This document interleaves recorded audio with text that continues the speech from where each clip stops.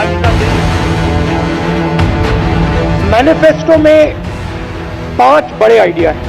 हमारा हाथ का सिंबल है और 5 हमारे मेन थीम्स हैं। गरीबी पर वार 72,000। कांग्रेस पार्टी की पहली गारंटी है कि हिंदुस्तान के 20% सबसे गरीब परिवारों को हर महीने उनके बैंक अकाउंट में कांग्रेस पार्टी की सरकार डायरेक्ट पैसा डालेगी। गरीबी पर वार 72,000। 10 महीने में 22 लाख रोजगार। 22 लाख सरकारी रोजगार खाली पड़े हैं, उनको कांग्रेस पार्टी मार्च 2020 तक भर के दे देगी। मनरेगा में हर साल 150 दिन रोजगार। मनरेगा के 150 दिन गारंटी करना चाहते हैं। 100 से अब हम 150 दिन गारंटी करना चाहते हैं। देश का पहला किसान बजट।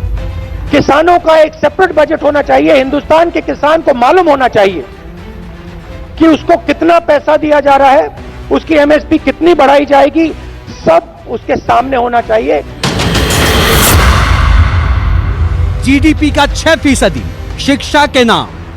जीडीपी का 6% पैसा, 6% पैसा हिंदुस्तान की शिक्षा में दिया जाए। सबके लिए स्वास्थ्य का अधिकार। हमारा फोकस होगा कि गरीब से गरीब व्यक्ति को हाई क्वालिटी अस्पताल की एक्सेस हो, हाई क्वालिटी इलाज की एक्सेस हो। खत्म होगा देशद्रोह का कानून। राहुल की कसम। तो 52 पेज का घोषणा पत्र और 52 चुनावी वादे। नमस्कार, आपके साथ मैं हूं साक्षी जोशी।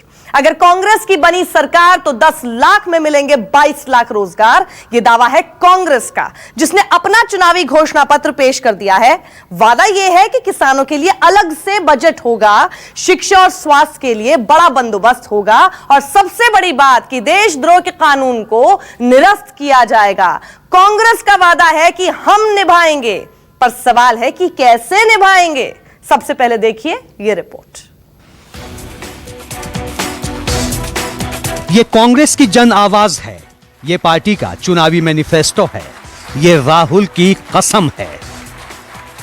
काफी अच्छी तरीके से हमारी मैनिफेस्टो कमेटी ने काम किया है, तो मैं चिदम्बरम जी का, देव गौड़ा जी का और हमारी बाकी टीम का धन्यवाद करना चाहता हूं। मनमोहन सिंह जी ने अपनी एक्सपर्टीज दी, मैनिफेस्टो को एसेस किया, वेट किया। एंटनी जी ने अपना एक्सपीरियंस दिया, तो उनका भी मैं धन्यवाद करना चाहता हूं। और सोनिया जी ने भी अपने विचार मैनिफेस्टो पे हमें दिए। पूर्व प्रधानमंत्री मनमोहन सिंह का मैथमेटिक्स और पार्टी के थिंक टैंक पी चिदम्बरम के कैलकुलेशन का निचोड़ है कांग्रेस का ये इलेक्शन मैनिफेस्टो। फोकस चुनाव पर और निशाना मोदी सरकार पर। प्रधानमंत्री ने कहा कि 15 लाख रुपए हर बैंक अकाउंट में डालेंगे, और वो झूठ था। पूरा देश जानता है कि वो झूठ था। हमने उनकी बात पकड़ी और मैंने मैनिफेस्टो कमेटी से पूछा और कहा कि सच्चाई निकाल के हमें दीजिए। 2019 की चुनावी जंग में बीजेपी के राष्ट्रवाद के हथियार के मुकाबले कांग्रेस ने किसानी और बेरोजगारी के मुद्दे को अपना औजार बनाया है। अपने चुनाव चिन्ह पंजे का हवाला देते हुए कांग्रेस ने देश की जनता से 5 बड़े वादे किए हैं। मैनिफेस्टो में 5 बड़े आइडिया हैं। हमारा हाथ का सिंबल है और 5 हमारे मेन थीम्स हैं। मध्य प्रदेश, छत्तीसगढ़, राजस्थान, पंजाब, कर्नाटक में कांग्रेस पार्टी ने कर्जा माफ किया। 10 दिन के अंदर कहा था, हम 10 दिन में कर देंगे, 2 दिन के अंदर कर दिया। तो हमारी आप इंटेंशन अच्छी तरह समझ सकते हो। यूं तो अपने 52 पेज के घोषणा पत्र में कांग्रेस ने 52 बड़े वादे किए हैं, लेकिन पूरे मैनिफेस्टो के केंद्र में है किसानों का मुद्दा और बेरोजगारी का मसला। बारी बारी से बताते हैं आपको कांग्रेस के बड़े वादे। कांग्रेस का पहला वादा गरीबी पर वार 72,000। कांग्रेस मैनिफेस्टो की पहली थीम है न्याय की, जिसका ऐलान राहुल गांधी पहले ही कर चुके हैं। इसके तहत पार्टी ने देश के करीब 20 करोड़ गरीबों के खाते में हर साल 72,000 की रकम डालने के वादे पर पक्की मुहर लगा दी है। ये कांग्रेस पार्टी की पहली गारंटी है कि हिंदुस्तान के 20% सबसे गरीब परिवारों को हर महीने उनके बैंक अकाउंट में कांग्रेस पार्टी की सरकार डायरेक्ट पैसा डालेगी। एक साल में 72,000, 5 साल में 3,60,000। ये जो न्याय का ब्लफ था, अर्थशास्त्री दुनिया भर में पूछ रहे थे इसका साधन कहां से आएगा। दूसरा प्रश्न था कि मौजूदा सब्सिडीज का क्या करेंगे जो डीबीटी में जाती हैं। पहले दिन तो चुप थे, अगले दिन कहा नहीं ये उसके अलावा होगा। तो जिस विद्वान व्यक्ति ने ये मैनिफेस्टो बनाया उन्होंने कहा कि देखिए इसका साधन आएगा जब अर्थव्यवस्था बढ़ेगी तो साधन भी बढ़ेंगे, उसी से ये फाइनेंस हो जाएगी। ये न्याय के इंप्लीमेंटेशन की रोडमैप है।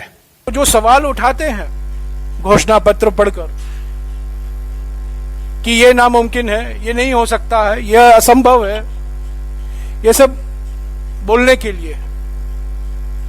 हकीकत यह है कि पांचों वादों के पीछे गहरा सोच है, होमवर्क किया गया है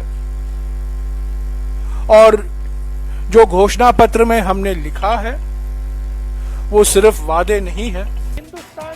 कांग्रेस के इस चुनावी वादे को मोदी सरकार की उस पीएम किसान सम्मान निधि योजना का जवाब माना जा रहा है, जिसमें देश के करीब 12 करोड़ गरीब किसानों को सालाना 6,000 की रकम देने का बंदोबस्त किया गया है। पर सवाल यही है कि इतनी बड़ी रकम आएगी कहां से। ऐसा नहीं हो सकता है कि ये परमानेंट एक सिचुएशन है, परमानेंट सॉल्यूशन नहीं होगा। जरूर परमानेंट सॉल्यूशन नहीं है, एक टेम्पररी सॉल्यूशन, 1, 2, 3, 4 शायद 5 साल तक चलेगा। उसके अंदर हमें गरीबी रेखा के ऊपर लोगों को लाना है। कांग्रेस का दावा है कि नोटबंदी और जीएसटी से अर्थव्यवस्था को जो झटका लगा है उसकी भरपाई न्याय योजना से की जाएगी। कांग्रेस का दूसरा वादा मार्च 2020 तक 22 लाख रोजगार। बेरोजगारी ये मोदी सरकार की वो कमजोर नस है जिस पर खुद पीएम भी खामोश हैं। नोटबंदी के बाद देश में बेकारी इतनी तेजी से बढ़ी कि 45 सालों का रिकॉर्ड टूट गया। Centre for monitoring Indian economy के आंकड़ों में देश में बेरोजगारी की दर 7.2% हो चुकी है। अब कांग्रेस का वादा है कि सत्ता में आने के 10 महीनों के भीतर 22 लाख नौजवानों को नौकरी मिल जाएगी। 22 लाख सरकारी रोजगार खाली पड़े हैं, उनको कांग्रेस पार्टी मार्च 2020 तक भर के दे देगी। 10 लाख युवाओं को ग्राम पंचायतों में रोजगार दिया जा सकता है। जब अर्थव्यवस्था इतनी तेजी से बढ़ती है तो नौकरियां उसमें खूब आती हैं। मैं आपको एक वाक्य में समझा दूं, ये डेटा डिबेट के पीछे मूल सार क्या है। आप और मैं दोनों चलते हैं एक गांव में, 3 भाइयों से एक प्रश्न पूछते हैं जिनकी 10 हेक्टेयर की खेती है। आपके पास रोजगार है तो तीनों जवाब देंगे आपको नहीं है। मैं पूछता हूं आपके पास लाइवलीहुड है तो तीनों कहेंगे मेरे पास है। और हम दोनों आके फिर डेटा अलग अलग बना के दे देंगे एनालाइज करके, और फिर कहेंगे इसका फर्जी है या इसका फर्जी है। कांग्रेस का कहना है कि 10 लाख युवाओं को ग्राम पंचायतों में नौकरी दी जाएगी और मेक इन इंडिया के तहत बिजनेस शुरू करने वाले युवाओं को 3 साल तक परमिशन लेने की जरूरत नहीं होगी। पर क्या इतने से पूरा हो जाएगा 22 लाख का टारगेट? सरकारी नौकरियां में शामिल करना लोगों को, ये बोलना आसान है, मगर इसका सरकार का ऊपर कितना बोझ पड़ेगा उसका एक हमें अंदाजा लगाना पड़ेगा, एक एस्टिमेट, खर्चा का एस्टिमेट लगाना पड़ेगा। मगर सिर्फ नौकरी देने से कोई फायदा नहीं है। लोगों की तो आय बढ़ जाएगी, आमदनी बढ़ जाएगी, उसका सामने what is the outcome.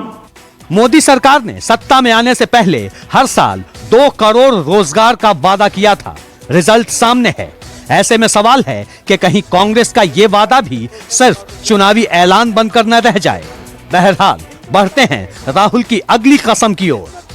Congress का तीसरा वादा, मनरेगा में 150 दिन रोजगार। मनरेगा के तहत फिलहाल हर साल 100 दिन के रोजगार का बंदोबस्त है। कांग्रेस ने इसमें 50% के इजाफे का वादा किया है। यानी अगर कांग्रेस सत्ता में आई तो मनरेगा के जरिए हर साल 150 दिन के रोजगार की गारंटी होगी। कांग्रेस ने वादा किया है किसानों के लिए अलग बजट लाया जाएगा। उस बजट में किसानों के हित की बात होगी। लोन न चुकाने वाले किसानों पर आपराधिक मामला नहीं चलेगा। राहुल गांधी ने नीरव मोदी और विजय माल्या जैसे लोगों का हवाला देते हुए कहा कि किसान अगर बैंकों का पैसा नहीं दे पाते तो उन्हें जेल क्यों। एक सेपरेट किसान बजट होना चाहिए, जैसे रेलवे बजट होता था। किसानों का एक सेपरेट बजट होना चाहिए। हिंदुस्तान के किसान को मालूम होना चाहिए कि उसको कितना पैसा दिया जा रहा है, उसकी एमएसपी कितनी बढ़ाई जाएगी, सब उसके सामने होना चाहिए। दूध का दूध, पानी का पानी होना चाहिए। जो नासमझी में वायदे किए जाते हैं उन वायदों का कोई अर्थ नहीं होता। और जैसा मैंने कहा, इस पार्टी का और विशेष रूप से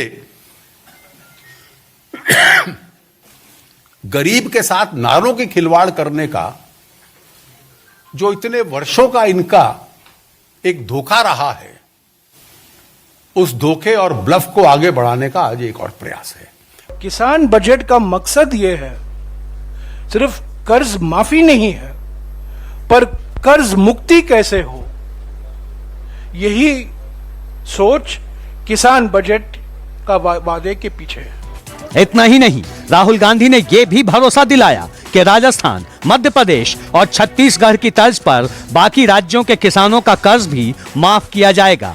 लेकिन सबसे ज्यादा चर्चा किसान बजट को लेकर है कि किसानों के लिए कितने काम का होगा उनका अपना बजट। देखिए, बजट को हमें समझना पड़ेगा। बजट एक होता है income and expenditure statement.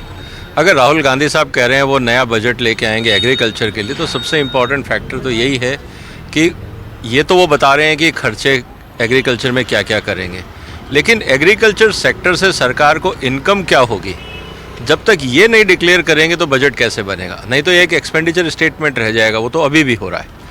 Madhya Pradesh, Chhattisgarh और राजस्थान में किसानों की कर्ज माफी के वादे ने कांग्रेस को तीनों राज्यों में सत्ता दिलाई।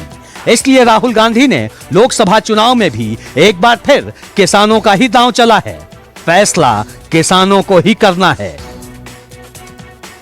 दिल्ली से रमन कुमार और मुंबई से अविनाश पांडे के साथ ब्यूरो रिपोर्ट, न्यूज़ 24।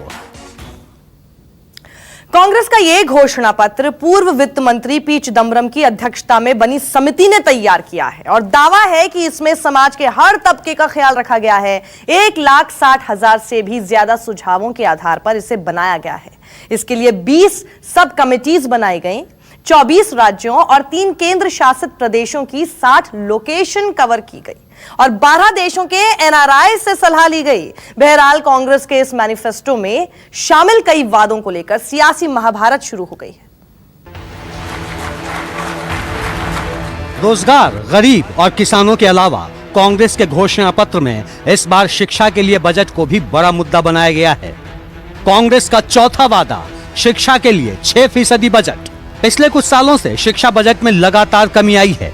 2018-19 के बजट में जीडीपी का सिर्फ 3.6% हिस्सा शिक्षा पर खर्च हुआ। कांग्रेस का वादा है कि अगर वो सत्ता में आई तो शिक्षा बजट को बढ़ाकर 6% किया जाएगा। जीडीपी का 6% पैसा, 6% पैसा हिंदुस्तान की शिक्षा में दिया जाए।